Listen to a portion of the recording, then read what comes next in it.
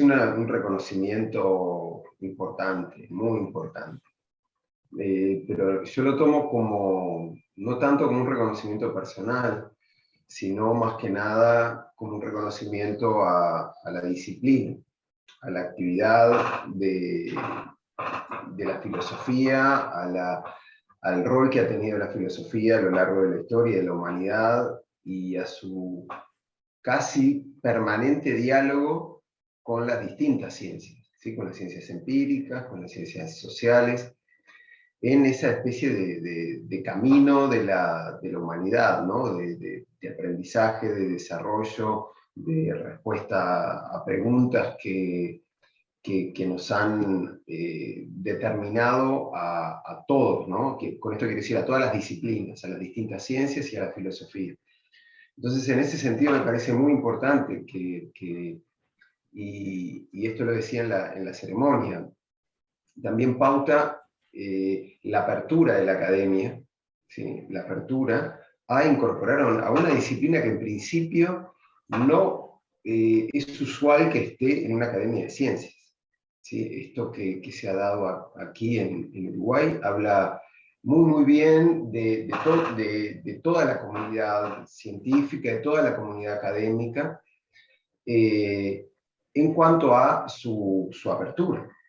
¿Sí? Su apertura para, bueno, querer seguir avanzando y de esa manera incorporar disciplinas que al menos, como decía, en primera instancia, no estarían sí, como formando parte de una academia de ciencias en distintas partes del mundo. También es muy importante el reconocimiento para, creo que para la facultad, sin duda, porque la facultad es el espacio en el que se ha desarrollado la disciplina, en el que se ha desarrollado la filosofía en Uruguay desde su fundación.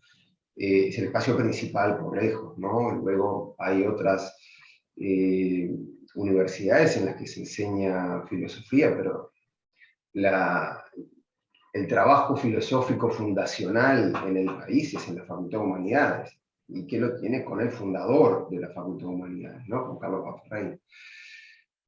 Entonces, creo que también, y la ceremonia fue en la quinta de Baffarrey, entonces ahí hay toda una serie de cosas simbólicas muy bonitas que a mí me hicieron emocionar muchísimo. Yo es de los momentos que quiero atesorar en mi vida, ¿no? Es decir, era la quinta Baffarreira, yo de alguna manera representaba la facultad en ese momento, era la disciplina con toda su historia, y lo personal es algo completamente secundario, ¿no? Y también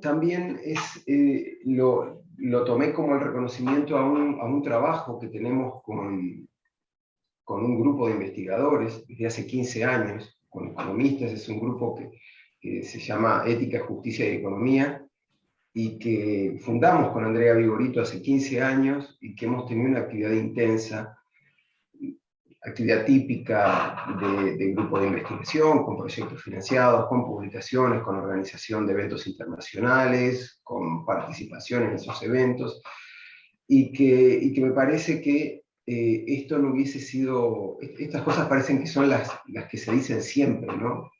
Como una especie pero realmente yo creo que no hubiera sido posible el ingreso a la academia sin el trabajo detrás de este grupo que reitero, comparto en la conducción con Andrea Vigorito, pero que tiene una cantidad de investigadores que se han formado, que han pasado, que han hecho sus tesis doctorales en ese contexto, y que creo que es de alguna manera una pauta de cómo deberíamos hacer las cosas, ¿sí? Esto en el área de la filosofía y también de las ciencias sociales.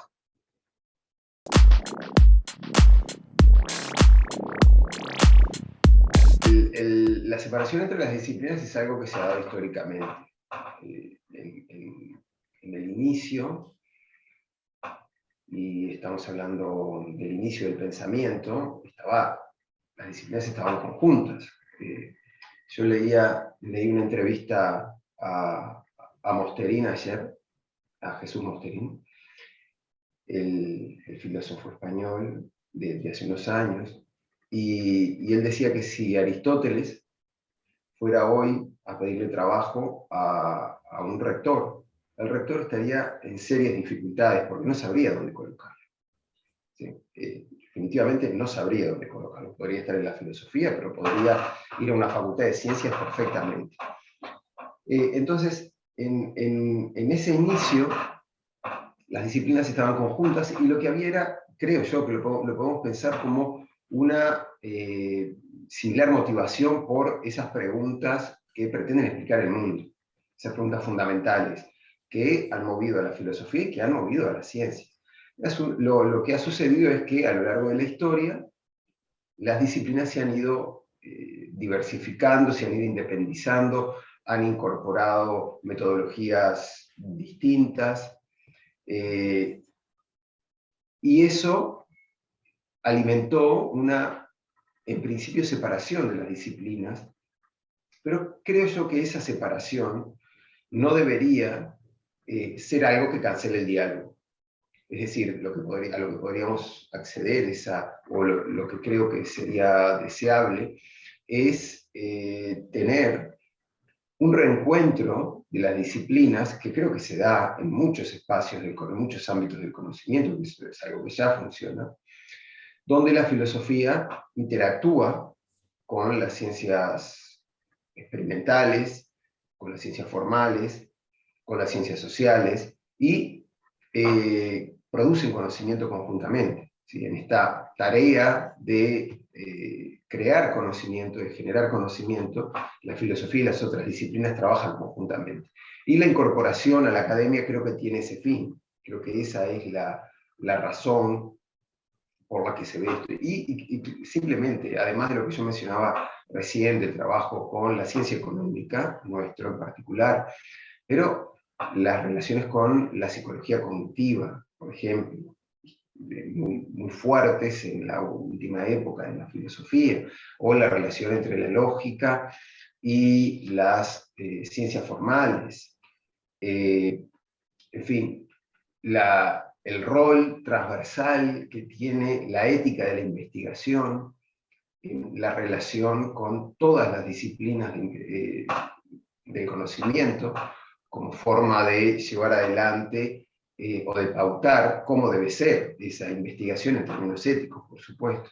Y luego los impactos en el mundo que las investigaciones suelen tener a través de la técnica y la relación de la filosofía de la técnica con la producción de conocimiento. Además de los impactos que eso genera en la forma en que nos garantizamos unos a otros derechos, oportunidades, también hace que la filosofía intervenga en todos estos aspectos que son simplemente algo que digo intuitivamente, en forma no sistemática. Entonces, creo que es interesante el pensar esto como una especie de formalización en una instancia como la academia de un trabajo que ya se está realizando, que ya hacen los filósofos, de producción conjunta de conocimiento con las distintas disciplinas. La filosofía no es multidisciplinar. La multidisciplina entra a la hora de plantearnos preguntas. Sí. Y eso a mí me parece que es importante el recordar una cierta forma de hacer filosofía que nos llevó a Ferreira y que estamos prácticamente entrando en los 150 años del aniversario, ¿no? En los 150 años de su nacimiento. Ferreira tenía una preocupación muy, muy fuerte por hacer filosofía a partir de preguntas, ¿sí? A partir de problemas. ¿Sí? Él decía de ideas a tener en cuenta, y no de sistemas o de escuelas. ¿Sí? Es decir, que a la hora de responder o de tratar de resolver un problema, bueno, no nos paramos. Y esto es una forma de hacer filosofía muy uruguaya, y creo que es algo de lo que tenemos que estar orgullosos. Es decir, no nos paramos en una escuela de pensamiento. Es decir, bueno, a ver, yo soy antes que nada analítico, o postestructuralista, o de la teoría crítica. No, lo que hacemos es, antes que nada, identificar el problema, formularlo, tratar de presentarlo con la mayor claridad, y a partir de ahí es que utilizamos las herramientas que tenemos, que incluso pueden ser herramientas comunes o transversales a estas escuelas. Y a mi entender, esta es la mejor forma de hacer filosofía, por lejos, ¿sí? Que no solamente Eva Ferreira ha presentado como tal, sino que también otros grandes filósofos coinciden en esto. Entonces, la filosofía como tal no es una disciplina multidisciplinar, pero en la formulación de esas preguntas y en el proceso en que lleva a responder esas preguntas, se genera el encuentro con las otras disciplinas y por lo tanto, la búsqueda del conocimiento siempre, en algún momento, va a ser multidisciplinar.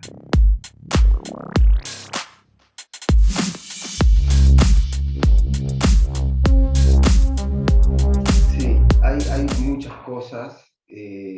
Yo creo que en ese punto es en el que la filosofía tiene un rol crucial, ¿sí? Que tiene que ver en primer lugar, con el ordenamiento, la regulación de cómo debe ser una actividad científica virtuosa, pero esto no lo hace la filosofía. ¿Sí? La filosofía no da contenidos. Es decir, la ética de la investigación no va a dar contenidos, sino que lo que hace es establecer formas virtuosas, ¿sí? Formas de cultivar la excelencia en la búsqueda del conocimiento, en la producción del conocimiento, en el desarrollo científico. Pero luego también lo que tenemos son los impactos que puede tener no la investigación científica, sino la aplicación técnica. ¿Sí? Es decir, ese pasaje de la investigación básica a la implementación, a la traducción al mundo, a la búsqueda de beneficios para la humanidad. Ahí es donde creo que hay mayores dificultades y hoy la humanidad tiene desafíos que comprometen su existencia como tal, ¿no? Que tienen que ver con el cambio climático, que tienen que ver con es decir, distintas posibilidades de agotamiento de la vida en el planeta. ¿Sí? Un riesgo de la vida humana, al menos, un riesgo creciente. Y en ese sentido creo que la filosofía contribuye a a establecer la forma en que la técnica debería traducirse al mundo. Y esto lo hace desde una filosofía de la técnica, específicamente, como han hecho algunos filósofos, que en algunos casos postulan una especie de autorrestricción debido a los riesgos enormes que puede suponer algunos aspectos del desarrollo científico. Y en otro punto, también esto tiene que ver con cuestiones de justicia, tiene que ver con la distribución de los resultados, de los beneficios, del bienestar que se genera, pero también tiene que ver con el cuidado del planeta y del medio ambiente, ¿no? Pensando en términos de justicia ambiental, de justicia intergeneracional, donde el planeta es algo a legar.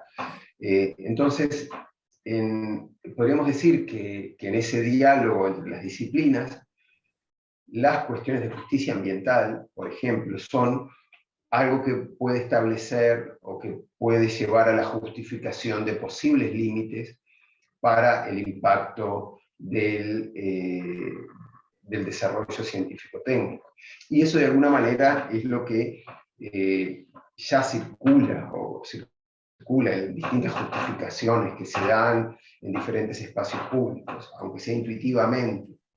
¿Sí? Lo que tenemos es que cuando escuchamos algún discurso o alguna justificación pública que tiene por objeto los impactos de la investigación científico-técnica, independientemente de que esté en control de un conocimiento técnico específico sobre la justicia social, lo que maneja casi siempre son intuiciones de este tipo.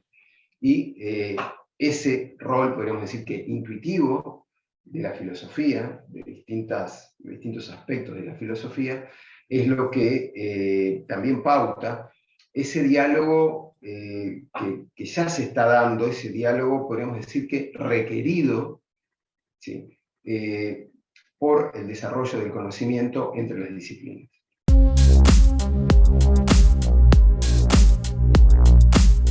En tiempos así como de crisis o de situaciones de urgencia, el rol ahí de la justicia es mucho más fuerte, de la ética y la justicia. Ahí sí que es determinante, porque lo que hace es establecer prioridades. ¿Sí? Es decir, ¿qué es lo que debemos hacer antes que nada? ¿Qué es lo que tenemos que asegurar primero que todo, ¿no? Y ahí, reitero, la ética, la justicia tienen un rol central, un rol preponderante, y la respuesta se articula, y esto es algo consensuado, a partir de la idea de igual dignidad, que es algo que tiene su articulación pública más fuerte a través de la filosofía, es decir, es Kant quien presenta esta idea de dignidad sistemáticamente como algo inherente a toda la humanidad y que nos coloca en un lugar de ser fines en sí mismos. Es decir, que no hay nada que esa condición de fines en sí mismos pueda justificar que se retrasee. Y eso es lo primero a garantizar. En esa idea de dignidad o de igual dignidad, bueno, en primer lugar está la vida, pero luego lo que tenemos son distintas formas de realizarla. El hecho de atribuirnos mutuamente la condición de seres igualmente dignos, no garantiza que eso se dé efectivamente en el mundo. Lamentablemente no es así. Y el mundo lo que, con sus ordenamientos institucionales, lo que hace usualmente es retasear, es justamente socavar, disminuir esa condición de igual dignidad. Por lo tanto, es parte o es tarea de las instituciones el intentar asegurarlo, ¿sí? El buscar asegurarlo. Y esa es la prioridad. Y esa es la prioridad que debe orientar también al desarrollo científico-tecnológico. Entonces, la filosofía ahí marca un rumbo, ahí marca un norte. ¿Sí? Podemos decir que establece, no sé, lo que en filosofía llamamos un telos, ¿sí? Un fin a realizar. Y en ese sentido es imprescindible, porque en forma sistemática o intuitiva es lo que generalmente hacemos como humanidad. Es algo que de alguna manera nos constituye como colectivos. Y a partir de esta idea es que podemos establecer distintos ordenamientos institucionales, establecer restricciones a emprendimientos. Si la igual dignidad es la prioridad, bueno, hay cosas que no están justificadas porque pueden, por ejemplo, socavar la vida. No todo emprendimiento productivo está justificado o puede llegar a estar justificado simplemente porque, bueno, le da un beneficio al país. Eso no es suficiente. ¿Sí? Entonces, la filosofía articula y establece prioridades, establece reglas de prioridades. Esto es una discusión un poco más sofisticada de justicia social. Hay distintas formas de establecer esas prioridades para orientar el desarrollo en general, pero que también orientan el desarrollo científico-tecnológico. Y la filosofía en ese sentido es fuertemente normativa y la incorporación de la filosofía a la academia tiene ese rol fundamental.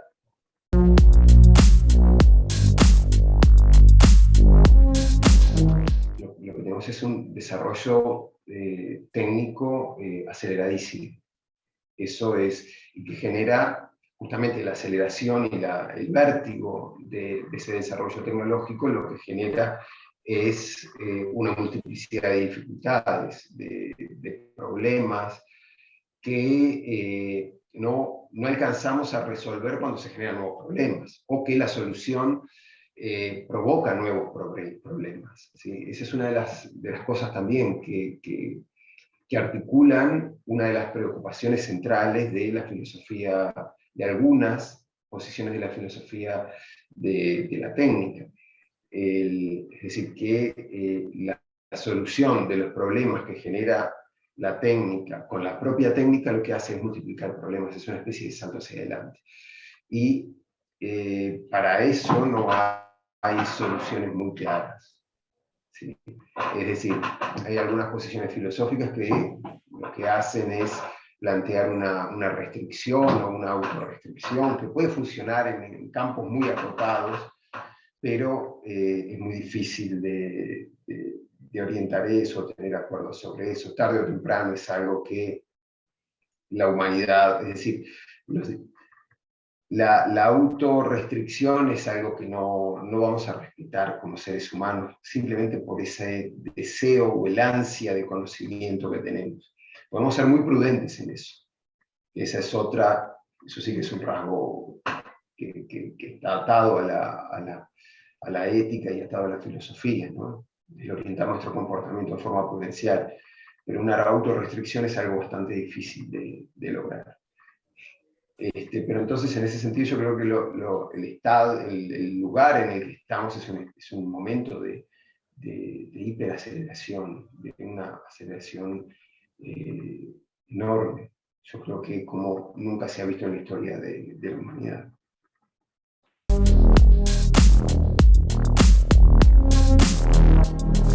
Yo creo que si el trabajo conjunto no va a cambiar sustancialmente la reflexión sobre cómo debería ser una sociedad justa.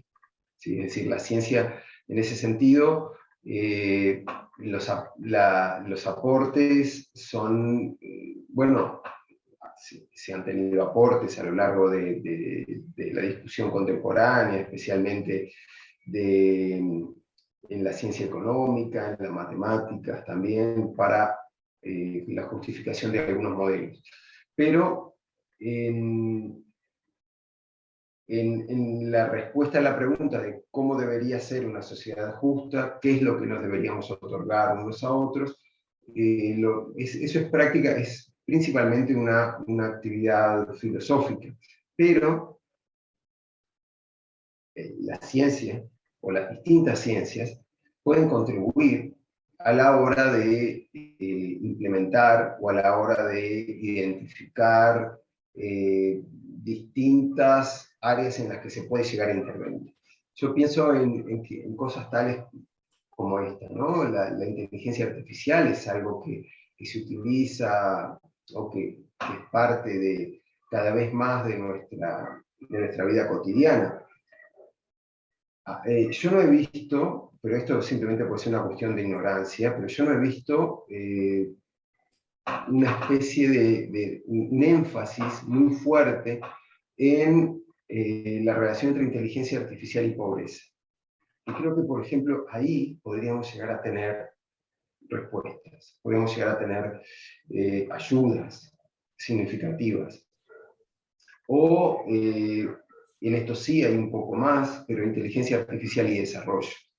¿Sí? O, por ejemplo, de esto sí hay, y es parte de la implementación, y es parte de ese trabajo interdisciplinario que nos lleva luego a traducir los contenidos a estos principios potenciales de justicia al mundo, entre la relación entre la forma que tenemos de ordenar nuestras preferencias o la forma de actuar, que puede llegar a determinar que algunas de las políticas que pensamos se realicen en forma parcial.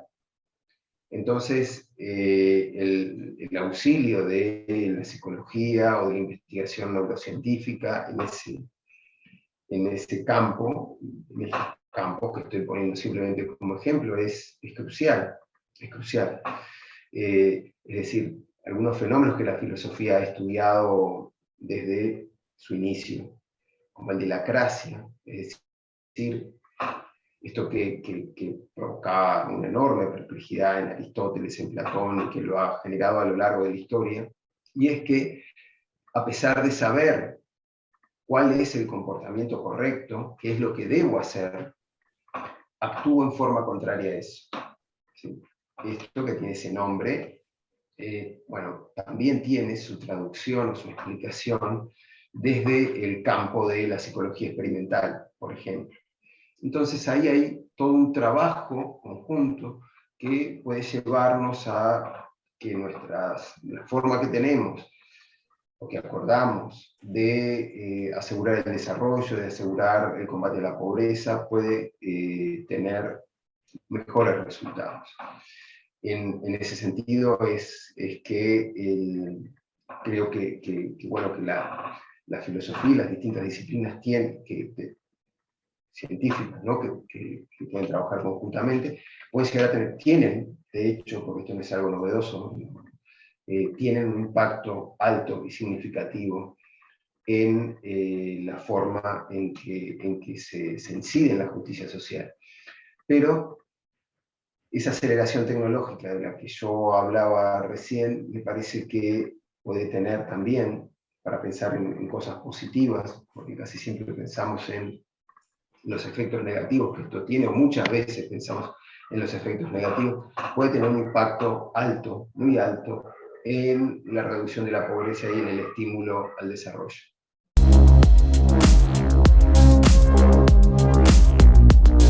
Bueno, la divulgación filosófica o la presencia de la filosofía en los medios es algo importante, muy importante, porque lo que le da a la ciudadanía es un recurso reflexivo que solamente da la filosofía. Es decir, no es que la filosofía tenga una preeminencia sobre ninguna otra disciplina, pero lo que tenemos es que cada disciplina le otorga una parte o una porción de elementos que posibilitan la mejor reflexión ciudadana. Entonces, hasta el momento eso era como muy marginal, es decir, había sí divulgación filosófica, había presencia de los filósofos en los medios, pero es cierto que en los últimos 2 años ha tenido una presencia importante, creciente, en la prensa escrita, en la radio, en la televisión, y eso me parece que contribuye, como contribuyen las otras disciplinas, reitero, no con ningún tipo de jerarquía, a mejorar la discusión pública. La filosofía lo que hace es colocar elementos para esa discusión que solamente ella puede hacer. Y que tienen que ver, en la mayoría de los casos, con algunas de estas cosas que yo menciono, que tienen que ver con, por ejemplo, las discusiones normativas. ¿Sí? Capaz que una de las cosas que solemos ver, o que podemos recordar, es que la intervención de muchas disciplinas lo que hace es pautarnos, en términos generales, cómo es el estado de cosas. ¿Sí? Cómo, por ejemplo, son las relaciones que se dan en la sociedad. Podemos decir, un aspecto principalmente descriptivo. La filosofía, con la dimensión normativa que introduce, lo que nos dice es cómo deben ser, ¿sí? Y cuáles son las razones para que sean así. ¿Sí? Esto le da elementos a los ciudadanos para construir una perspectiva crítica, para construir una perspectiva reflexiva sobre los distintos problemas que se están procesando. Y acá hay algo que a nosotros nos pasa, ¿no? A la hora de hacer divulgación filosófica, y es una especie con esta presencia en los medios, una especie de vértigo, podríamos decir, bueno, de hablar de muchas cosas, o de hablar de cosas que tal vez no sabemos tanto como de otras. ¿Sí? Y me parece que esto lo reflexionaba con unos colegas hace poco en un evento sobre divulgación filosófica. Yo me he quedado pensando en esto, y a mí me parece que algo que la divulgación filosófica nos ha devuelto, que nos genera un poco de disonancia, un poco de incomodidad, un poco de molestia, es esa idea que tenía Platón sobre el filósofo, ¿sí? El filósofo como sinópticos, ¿sí? Como aquel que es capaz de tener una visión de conjunto, ¿sí? Aquel que tiene como una visión de totalidad, que es también lo que dice Habermas sobre el rol del filósofo y la filosofía. Entonces eso nos genera un poco de vértigo porque hay algo que ha pasado, que nos ha pasado a todos, creo que a todas las distintas disciplinas, que se ha pasado en forma similar. Es como una especie de creciente atomización de la reflexión, ¿sí? De las disciplinas. Es decir, es como que sabemos cada vez más sobre cada vez menos cosas, ¿sí? Y eso creo que es simplemente perjudicial para el saber. Esto no quiere decir que tengamos la misma autoridad para hablar de cada uno de los temas, pero si pensamos en filósofos como Russell, por ejemplo, o como los clásicos, como Kant, como Aristóteles, como Platón, bueno, lo que hacían era responder a una multiplicidad de temas, ¿sí? Y no eran especialistas en cada una de las cosas. Claro, lo que nos da lo que nos da un poco de vértigo, me parece a mí, es que cuando estamos en ese rol, esa multiplicidad de requerimientos que capaz que tienen que ver con el conocimiento científico, con el arte, con la ética, con la moral o la justicia, bueno, nos colocan en esa posición de filósofo como sinópticos. Y es algo a lo que no estamos acostumbrados y que creemos en general que está solamente librado a esos grandes, ¿no? A los clásicos, o a una figura como la de Russell o la de Habermas. Pero en realidad, creo que lo positivo de esta divulgación filosófica que se ha dado es que nos coloca, ¿sí?, en esa especie de rol fundacional, primigenio de la filosofía, y eso lo veo como algo muy saludable. Por supuesto que tiene riesgos, ¿no? Tiene muchos riesgos, pero son los mismos riesgos que puede tener también otro tipo de divulgación, el mismo riesgo que tiene la divulgación científica, de explicar en muy poco espacio algo complejo, sofisticado. Pero yo creo que si, no sé, un físico puede explicar la teoría de cuerdas en un programa de 15 minutos o 20 minutos, bueno, nosotros también estamos en condiciones de explicar estas cosas en 15 o 20 minutos.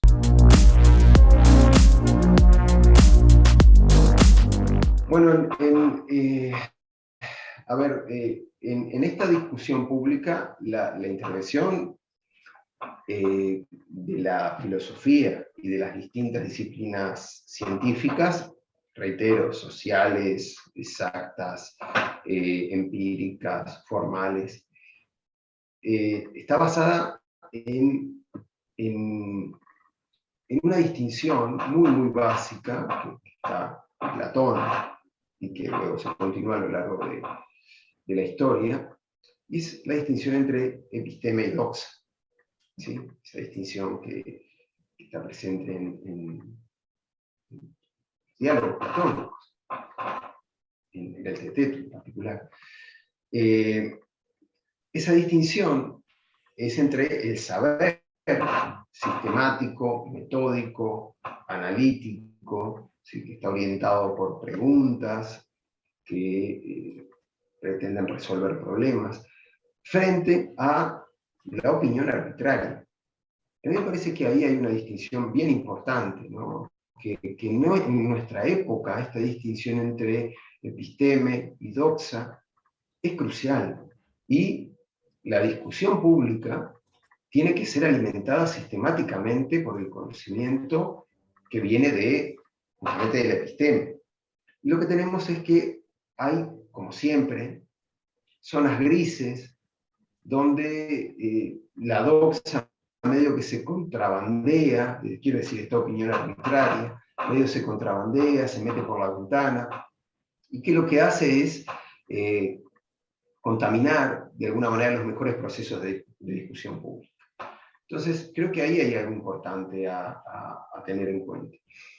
Y los procesos de educación, los procesos educativos y la educación pública, tienen que ser parte de un creciente proceso de ilustración de nuestra sociedad, es decir, podemos decir, de un creciente proceso de construcción conjunta de distintas formas de episteme, que nos haga más libres, porque al menos la única forma que me puedo representar, que vamos a ser más libres, que vamos a ser más autónomos, que vamos a tener mayor control sobre nuestras vidas, de mayores posibilidades de realizar los procesos, lo que consideramos valioso de ser realizado en nuestra vida, es cuanto mayor disponibilidad de conocimiento tengamos.